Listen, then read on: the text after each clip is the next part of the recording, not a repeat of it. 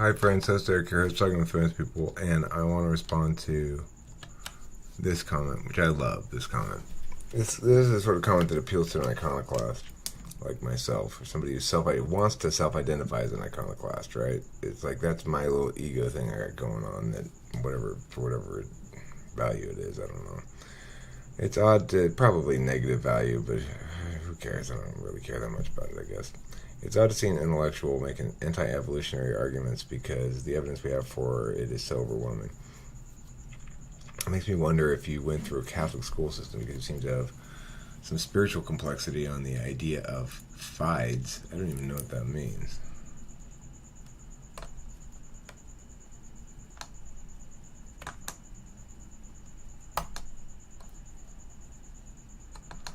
But way more empirically supported things like evolution get a sort of wishy-washy pushback. I definitely see some Catholicism in there. Good faith. Oh, well, I mean, that's a legal term. As far as I didn't even think about it as being religious in origin. It apparently is, but, you know. So, the reason I'm making anti-evolutionary arguments is twofold. One, we have a preferable alternative. It's a sim. The universe, as we understand it, is a simulation. That makes lots of things more consistent with our observations than any other alternative presented, including evolution. Evolution is a stretch for a number of reasons. I mean, you say we have tons of evidence of it, but what's really fucking thin? Evidence of speciation, in any meaningful definition of the term.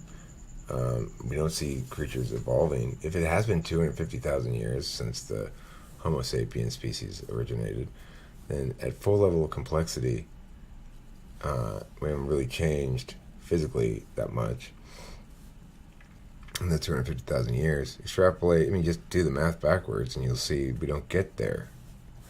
At that rate of change, we don't get anywhere in 4 billion years. There's no way. It doesn't make any sense. It's got to be some other mechanism at play, if it is in fact evolutionary change that's caused all these different species.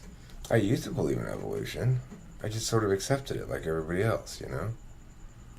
But then I started thinking about it. It just doesn't make any sense. I don't know what to tell you. If you think about it hard, it won't make any sense to you either. Why don't we see species continuing to evolve? We've been observing them for a lot of years, and we don't see apes getting smarter. We don't see manidemia. After I had come up with a lot of these ideas independently, just because I was thinking about them and stuff, I watched a video that Jeremy recommended from this guy, Berkowitz, I think his name is. And he really fucking demolishes evolution. I mean, the thing is, win on the argument chains. If you want to win a science argument like this, you've got to win it on the argument chains, or as far as I'm concerned, you're just blowing smoke. Like, you know, all the scientists agreed that the reason the continents were drifting apart was because the Earth was expanding. Until what's-his-name came up with continental drift. This is an example I've used many occasions just because it's so fitting. I'm sure there are others I could find, but I haven't really looked for any others. Well, he intuited that it was wrong, as I've intuited that evolution is wrong, and not just me. Other intellectuals have also intuited that evolution doesn't make any sense. It's not because I prefer some God creation explanation. It's because the Darwinian evolution model of random mutations and time producing different species, producing some sort of, I mean, there's a dichogamous aspect to it. I think it's what that word is. Dichogamy means, like, you know, when all of a sudden individual in a species, for example, shifts from male to female, there's a binary. There's a binary quality to species that defies the mechanism provided for Darwinian evolution. All the evidence of evolution is evidence of multiple species filling in all the various niches and being sometimes appearing to be between species. The fact that they originate from apparently that they branch back from big branches down to small branches would seem to be convincing. That would seem to be convincing evidence that the latter parts of the branches emerged from the former in some way, but that doesn't validate Darwinian evolution. I want to understand the mechanism in a way that makes intuitive sense to me. And until I do, I'm not affirming some alternative, although I did at the beginning of this video, and I will provide an alternative that I think is preferable, which is a simulation. That we can extrapolate from the present and see how that would occur. Not all the specifics of it, but we get that with increasing technological scope, simulations become increasingly complex. Is that going to be able to be extended all the way up to this? That's hard to say, but I think we have a better case for that than we do for evolution, according to the Darwinian mechanism. Provide me a better mechanism then. How about Lamarck, What? Oh, you.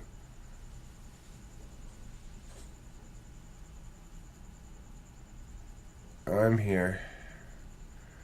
And up. Okay.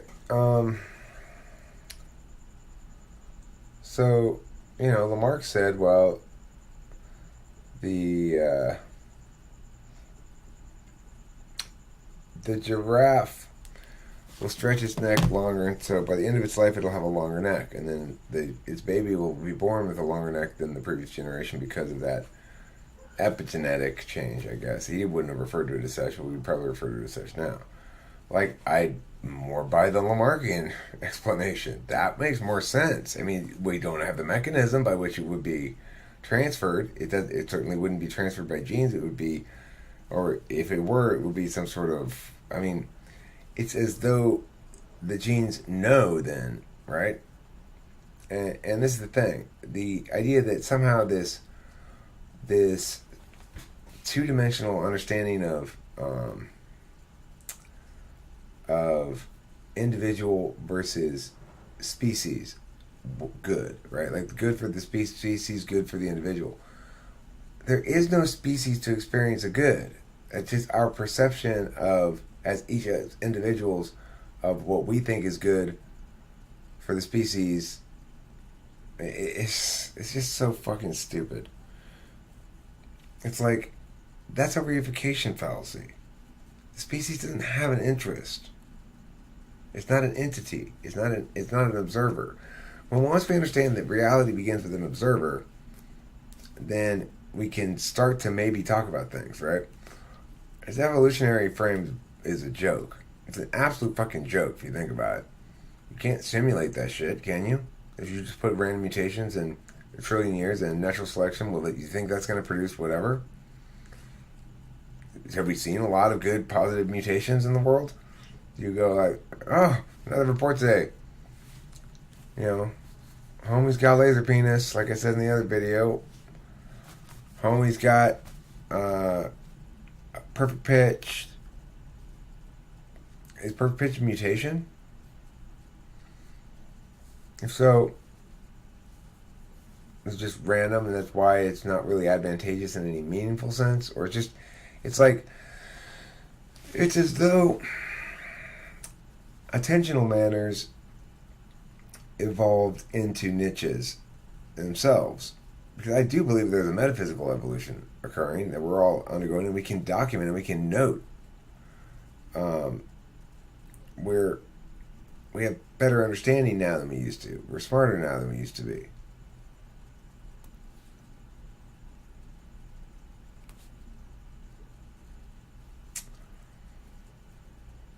So yeah, I don't buy evolution until I'm convinced of it by something meaningful, not a bunch of supposition and circumstantial shit. I want to see species change over time, over the course of 100,000 years. If they're not changing much at all over the course of 100,000 years, or 25,000 years, or 10,000 years, let's say, Do you think humans have been documenting species for 10,000 years? Do you think we have enough reason to conclude that, say, horses haven't changed in 10,000 years? Well, how long does it take to go from a single cell into a horse? There's a lot of changes, right? So, how much change do you think would have to occur over the course of 10,000 years to get from bacteria or single cell organism or whatever to a full-fledged horse with random mutations and reproductive viability as the determinant as to whether a mutation is good or bad? It helps you reproduce. How many generations? How much time? Why are bacteria always, since they've got the shortest generational span, why aren't they constantly evolving out new creatures? Like, why aren't they growing into things? New, different kind of things. After all, the environment is changing. Well, Eric, there are. I mean, viruses will become antibiotic resistant and become a new, more advanced species? Oh, no, they don't, do they? Well, when did they stop doing that? Because didn't we all come from this single cell shit? When did they stop evolving into more complex organisms? And why? These are the questions evolution cannot answer. And it's why I refuse to affirm it. Unless I see some actual evidence. I call bullshit. Sorry. Emperor has no clothes.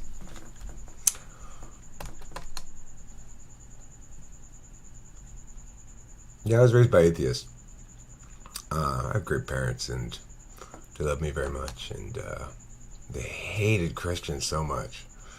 Boy, did my parents hate Christians when I was younger. My dad especially, but nowadays they don't seem quite so fussy about the whole thing. They're not like ardent atheists anymore. Anyway, good night.